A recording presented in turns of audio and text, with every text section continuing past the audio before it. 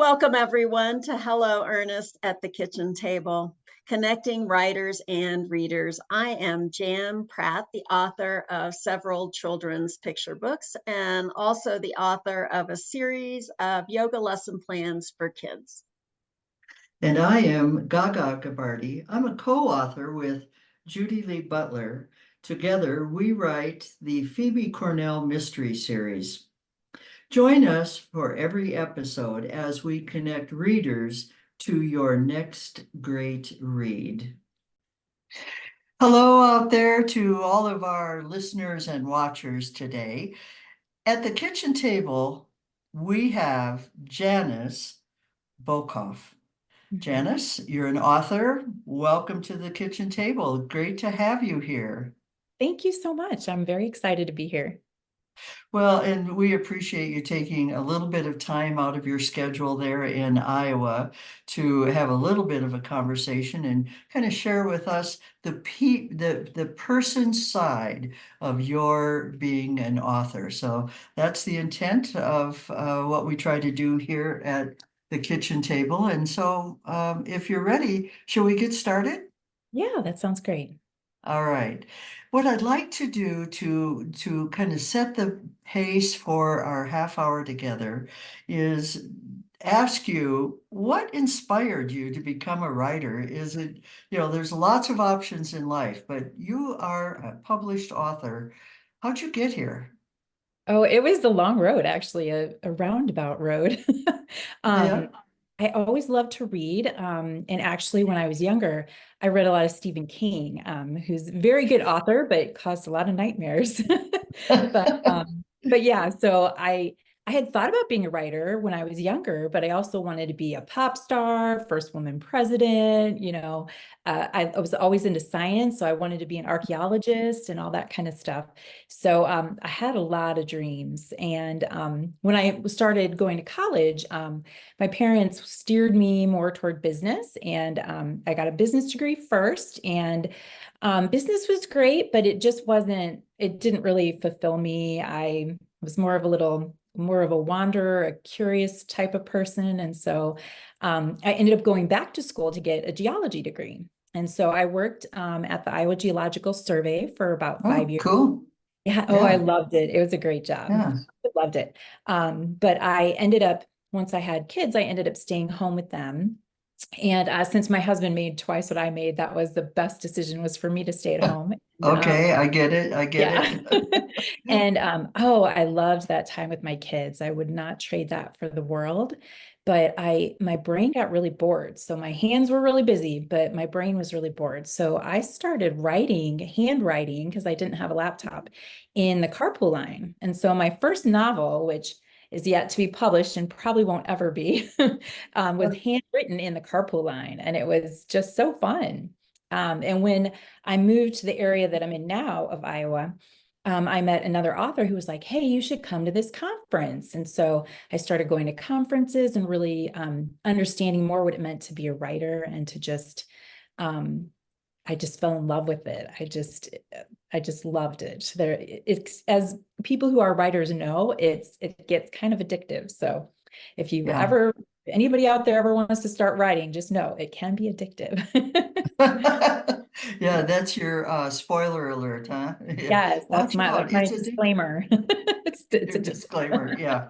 And that Yeah. happens too. Well, interesting. You started writing standing in the carpool lane, and you're handwriting everything. So your first book that you say no one will ever see, have it hidden somewhere? Is it stuck in a safe deposit box so that no one will open it until you pass on or something? Well, it's in the storage area of my basement. Okay. I did type it out eventually, because I would handwrite it in the carpool line, then I'd come home and type it out on our computer at home. So it is actually technically on a computer somewhere, but I don't actually for sure if it's on this one or not. Yeah, probably 3 or 4 computers I ago, think right? so, yeah. Yeah, I get that. I get that. Yeah. Well, so you're writing in the carpool line. So you meet someone, you go to a conference. Was there a magical event at the conference that took you from carpooling carpool writing over to publishing? Yeah, I think it was really just the commitment. So when you write a book, you kind of are really insecure about, am I any good at this? Is this something that, because it does take a certain amount of talent to do something like that.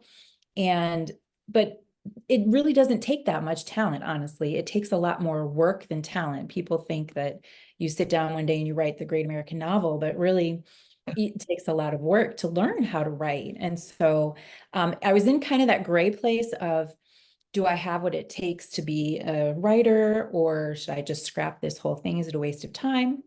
And I felt like at that conference that I went to, I was asking God that question. And I really felt like in one of our sessions that he really answered that for me, that he just gave me such a love for writing at that moment that I knew I just had to keep doing it. So yeah, Wow, wow. yeah. Yeah, And then kind of an, obviously to yeah, get published takes a lot longer than just that moment, but exactly.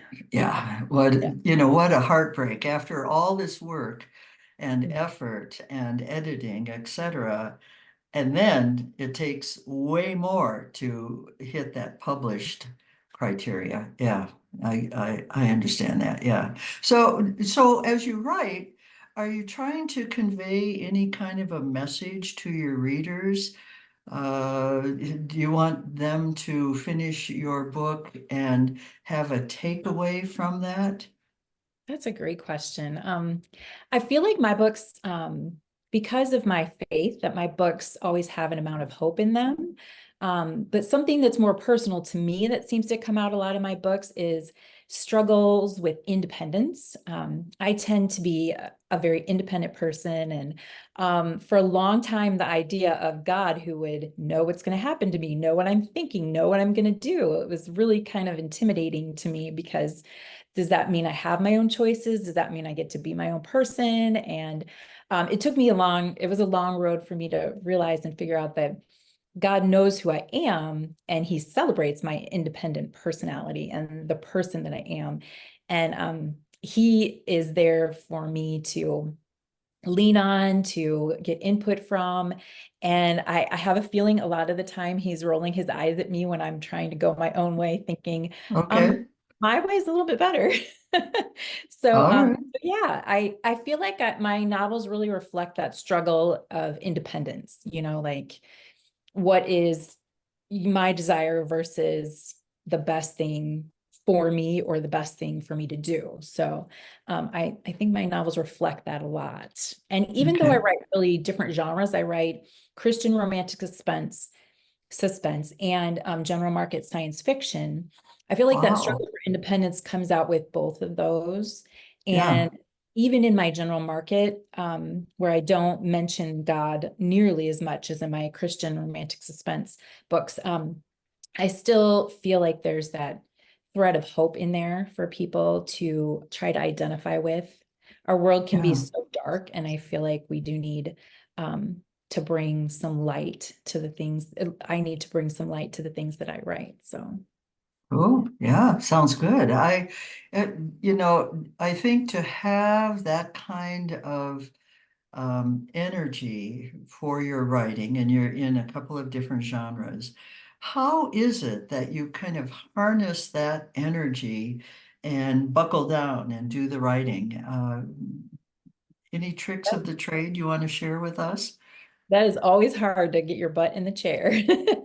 And I happen to be an editor too. So sometimes I get caught up in other people's projects and then I'll avoid my own sometimes. And Ooh, so yeah. I can always tell after a week or so when I've worked so much on other people's projects and not my own, that I'm not as happy, I'm not as free.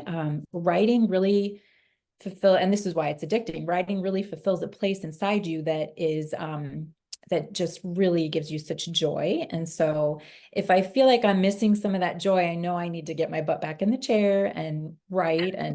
But of course, writing can be hard work too. So just sitting down and making myself available to write is part of it. And then also, not too long. So I think it was probably my third conference. It took me 4 or 5 conferences to find an agent and go on from there. But I think my second or third conference, I went to a workshop that was hosted by a man named Alan Arnold. And he's written a book called The Story of With. And that one was a life-changing conference for me because it really helped me to approach writing in a different way. I was writing busy for God. I was a busy bee writing for God, but I wasn't really inviting him into the process. So, and for those people who maybe aren't as religious, you can think of it as inviting your internal self to the writing process. But I wasn't really writing with God. I was just writing for God. And so when I started inviting him into the process, that really freed me up from some of the writer's block that people will get when they're just not sure what to put on the page. It freed up my inner critic, my inner editor that wants to change every single word that I try to write. And it really helped to make writing a life-changing process for me. So I change as I'm writing a book in the same way that my characters will change too. So, Oh, yeah. okay.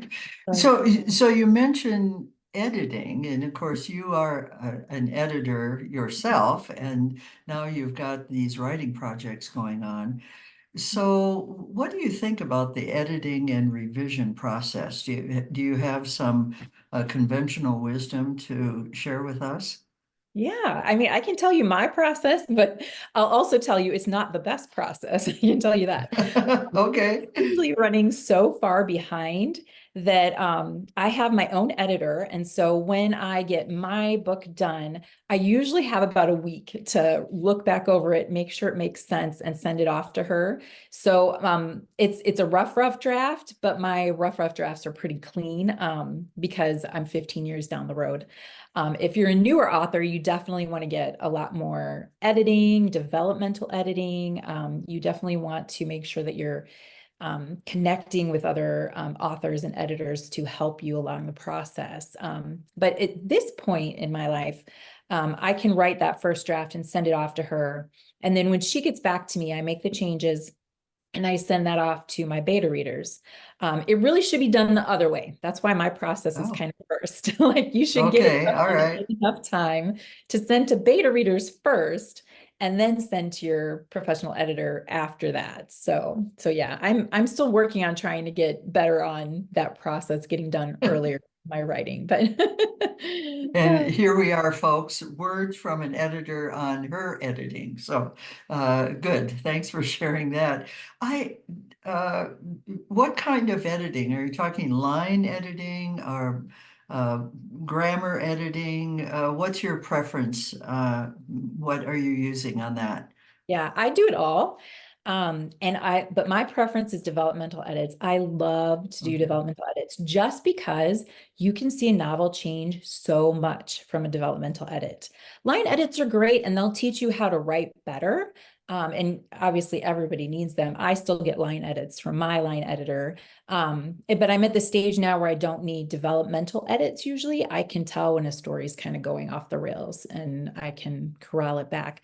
But especially early in the process, developmental editing is so important because you address the big picture things like the characterization, the plot, where the pacing is lagging, if you have a saggy middle, whether you're hopping from one point of view to another, Okay. what scenes might be missing, what things you're saying that you're basically what things you're telling that you should be showing, or what things you're showing that you should be just telling to make the pace move. Okay.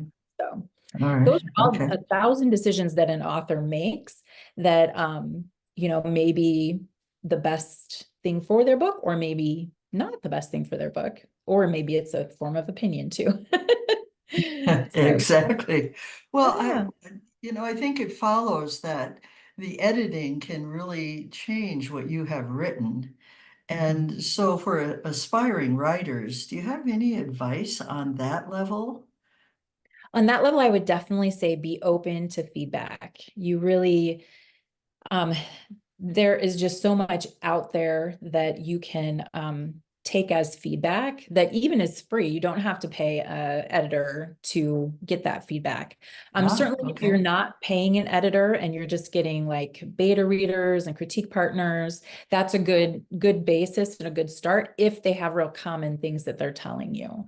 But obviously, when you're getting input from beta readers and from critique partners, they might be able to tell you something's going wrong, but they probably can't tell you exactly what it is or how to fix it. So that's where an editor will come in, is if you start to realize, okay, there's something that could be improved, but nobody can really tell me what the problem is or how to fix it. Maybe they can identify the problem, but then they don't know how to make it better either. So that's usually where your editor comes in. So a good developmental edit, some people call it a content edit, is very important when you're starting out. I got two big ones on my first two novels as I was starting out that really helped me to see, okay, this is where things need to be improved. Yeah. And on a local level, any advice for writers that, what do you do within your community? Where can you get help or advice? Or you mentioned a critique session or a critique partner. Can you expand on that just a little bit for us, Janice? Absolutely. You'd be surprised how even in your smaller local community, how many people are closetly writing a book. People are shocked by that, but they are. When I first moved to this community in, was it 2009, I had really started to decide that I wanted to write and I wanted other people to talk about that with. And there was not any local chapters of any other writing type groups in my area because this is Iowa and we're smaller. So I started my own. And it is still going to this day. I don't lead it anymore, but I started my own writing group, and I just invited people that I would meet at coffee shops, and they would tell their friends and they would tell theirs. Or if I did a speech at the library, people would come up and I'd be like, oh, come to my writing group if you're interested in writing. And some of them were more serious than others, but that's met my first critique partner, and she's still my critique partner to this day, even though she's moved out of Iowa. And she's coming in town next week, so I'm excited about that. But fun. yeah. So that's start your own. If you can't find a local writing group to join, hang out places where people are writing and invite them to come. It is important to really I absolutely love that advice. In fact, that's how I got writing, was with a little local writing group that, of course, has now expanded with COVID. The one thing we learned is we do not have to co-locate. And the ccwriters.org is a great critiquing group, a great hobby writing, prompt writing, all of those things, a little bit of marketing on it. And it's just really expanded for a lot of people who are now writing professionally, who were hobby writers, just a few years ago. So yeah, that's always the takeaway. Find yourself a writing group. I love what you're saying about, hey, just start your own. If you can't find one, start your own. Don't let that be a roadblock to where you could go with your writing. And I think that's, the main thing. When we go back to the woman you met and then you went to a conference, did that really take you kind of over the wall and launch a career in writing for you? Yes. I mean, when you go to a conference, it is an expensive investment and there's no guarantee of results for sure. But it is one of the best places to meet agents and editors. Now, there's so much more online now than there was, because this would have been more than 10 years ago. There's so much more online now than there was before. So you can get agents interested in you through submissions and that kind of thing.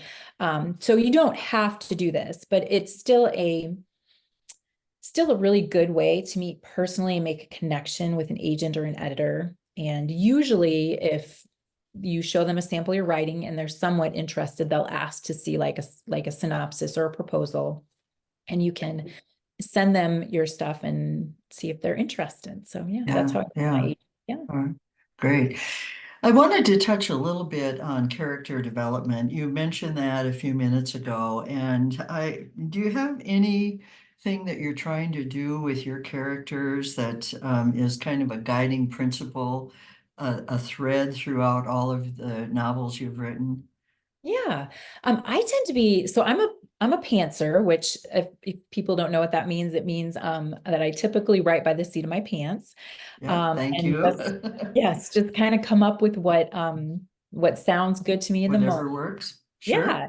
And sometimes it's the right thing, sometimes it's not. Sometimes I have to revise out some things, but I'm a pantser who wants to be a plotter. Like I'm in my normal life, in my editing life, I'm very, I'm very detail oriented in those things. And I like lists, I'm a list maker. I want to Oh, be a okay. plotter, and I tried so hard to be a plotter, but I can't do it in my writing life. So, so essentially what this means for me is that I'm a plot driven pantser.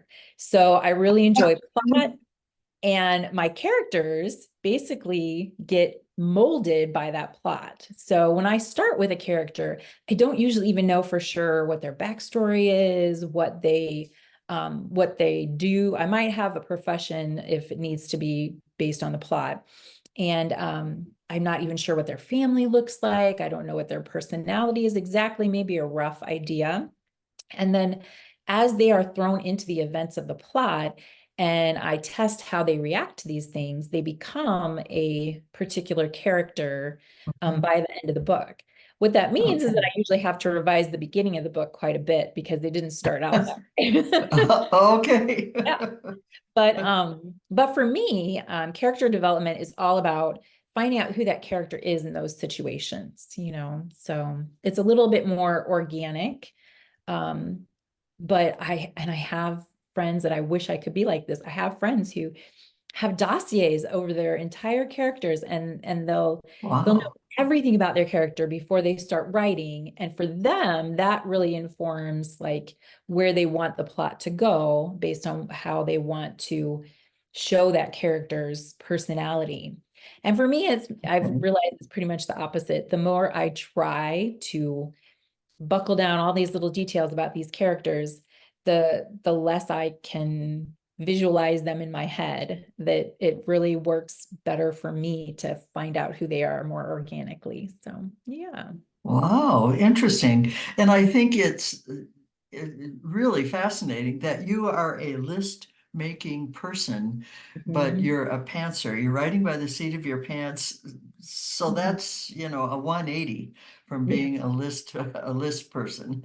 Yeah. So your Good. process may have nothing to do with how you're wired in your day-to-day life. Yeah, yeah, and that's great advice for people who are trying to get started on writing, or maybe are wondering how it would all come together. Mhm. And the advice that you might be a list person, but you can write by the seat of your pants. It's okay. And I Yeah. think that is the takeaway is it's okay. It's whatever works for you, is what I Yes. hear you saying. Okay. Exactly. There's a million ways to write a book, and there's been a million books written about how to write books. So you really have to work on finding what works for you. Mhm. Yeah, and I think that is the problem today. There's a million words, probably a million words a day being written, maybe not published, but being written. And how do you get into that? I think that's a tough one. It That's a tough is one. that is always the struggle for everyone who writes, is how to make your work be seen, especially now that we've got a lot of ebooks. Ebooks are easy to put up, and some of them are going to be better quality than others. Obviously, if you're a professional writer, you're striving to make your book the best that it can be. But it's hard to make them stand out. The best advice I can give on that type of thing is to make sure that you're writing the stories that are changing your life. Because if they're changing your life, then they're going to change the reader's life too. They're going to pick up on Yeah, that yeah, when you're writing. If you're writing to entertain yourself, if you're writing to make yourself laugh, or to delve into a deeper issue that you're unsure about, or you're writing to bring out something that you just feel needs to be expressed to other people. I mean, if you are writing so that you are invested in those books and that you're being changed by them, then other people will be too. And those are the books where people are messaging you saying, hey, when's the next one coming out? I need to know. So Okay. Yeah. yeah, I And think that's that to write what yeah. is going to change people. Right. Mhm. Okay. And Yeah. I hear you say that it changes you as well in Mhm. that whole writing process, and then going back and maybe rewriting a bit of the character development on it and some of those things. So interesting how that works. Yeah. Yeah. Yeah, thank you for sharing that. That's another spoiler alert. Boy, you're really giving us a lot to go on today. So that is good. I like this. Um, I think another question I have that I think people are interested in is what about your motivation? How do you stay motivated? You've gotten a couple of genres going now, but how do you stay motivated? I think that you stay motivated by basically helping to work with your process. So like if you're the person who loves to create characters and loves to write down dossiers of characters and all that kind of thing, you follow your joy. And I think that helps to keep you motivated.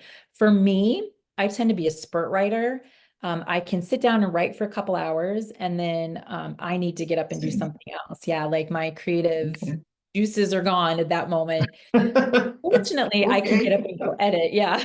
I can usually get up Yeah, and go edit, which is good, but that doesn't take sure. as much of my creative juices to come out. But and then I can usually come back to it later, maybe later that same day, but usually the next day. And I find that things work out best for me, given that I'm a pantser when I do that, because I'm giving my subconscious, my creative part, a chance to breathe. And then I come back the next day and I can write from a different perspective. And maybe I go a different direction than I would have gone the day before that Oh, I didn't yeah, see yeah. the day before. So I think it's important to also give yourself some of that space to know how, Sure. and also, I think that it's important to make sure that you take it seriously, that you get that butt in the chair so that even if you're not feeling like it, you have to try to be there every single day. Um, if I can write for a couple hours and say, well, I'm done for the day, but if I need to get more words on the page, I can also push through a little bit longer and keep going a little bit longer. So I think you really just have to make sure that you're taking it seriously. It's so easy to Yeah. say we'll do it tomorrow or the next day and let other things overwhelm that time frame. So, and also, oh, I wanted to mention this too. One of the best things that a girlfriend told me the other, like a couple months ago, to try that I have implemented into my life that I absolutely love as a writer is 1 hour a week of idea time. And that Oh, means that you're not trying to write anything, you're not trying to brainstorm anything in particular, that you sit down and you just have idea time and like let everything that you think that you might want to write sometime come out.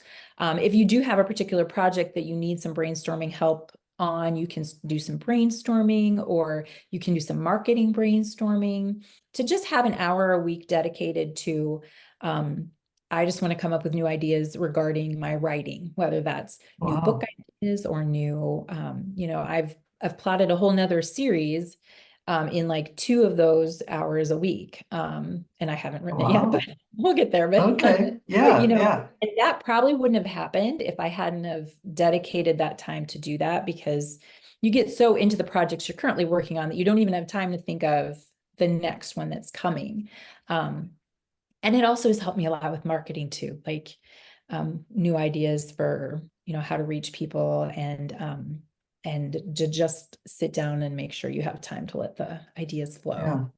I like that. You saw me take a note on that Okay. idea time. I think that's real valuable, and for a lot of authors, it's tough to come up with where am I going? What's the future look like for my writing? Mhm. Who wants to think about that? I just want to get this project done, right? Mhm. Exactly. But you also mentioned marketing, and I think that is key for a lot of us. I mean, I'm not sure where it's all going to go. However, I can be thinking about my marketing and just put some time aside to think about and brainstorm with myself. I have a lot of great ideas when it's by myself. When I partner with someone else, maybe not so much, maybe not so great, but Mhm. at least I've got, some ideas coming out of me. And so I think that would really help. So good.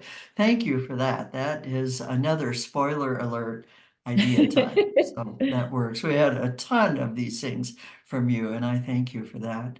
Well, our time is about up, and Okay. I'm wondering if you wouldn't mind sharing with us a bit of a read from maybe is this your most recent book, Crevice?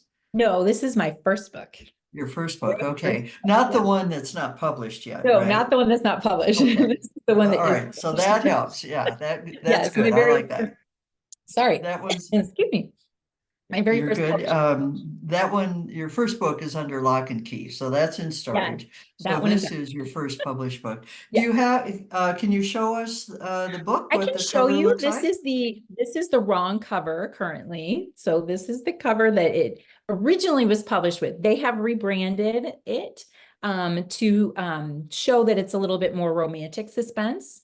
So this Okay, cover is very suspensey, but the new yeah, cover is romantic suspense, and I don't have a copy of okay, that. all right, So they've just okay, all right, so okay. yeah, Well, at least if we run into any old copies, we'll know what to look for, so that helps. exactly. All Yes. right, yeah, we've But got a couple online of it'll show minutes. you the new copy, but All right, so okay, we've got a couple minutes. Go ahead, Janice.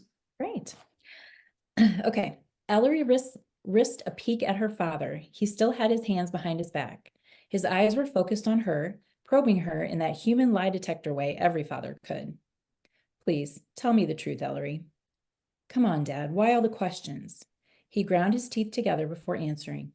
I know Garrick's in trouble. No more lies. Her eyes went wide, but how could he know? Had Lucan also told someone about Garrick? Or had her father found out from the sheriff? A defeated sigh escaped from her lips. Lucan has been helping me search for Garrick. I didn't tell you because I have nothing to tell. I don't know where he is. I don't know if he's hurt or if he's still hunting for the mine and isn't ready to come back. Her father frowned and whipped his hand from behind his back, thrusting a paper at her. Well, now we know. This was stuck to the front door. The front door? There wasn't anything there when she'd come home. She took the paper, quickly reading the typed words. Your brother is safe, for now. Find the mine and leave a map of its location in the Hearst stone mailbox by Wednesday evening, or you can search for pieces of your brother spread all across the desert. I will know if you contact the police. Ellery sucked in several deep breaths as adrenaline flooded her system. She stumbled back, leaning hard against the counter. Garrick wasn't just missing. Someone had taken him. Very nice. Now what's going to happen is my thought. Yes. Great. Thank you so much. Well, thank Thank you for you. being with us today. We so appreciate it. We'll be releasing all of this in the upcoming weeks. And for all of our listeners and watchers out there, want to thank you for joining us today at the kitchen table, Janice Boekhoff. Thank you so much. Enjoyed it. I think Thank that's it for you. now. Thank All right. Have a great day. Goodbye for now. Thanks for listening to this informal conversation with today's author. Join us next time as we connect writers and readers around the kitchen table.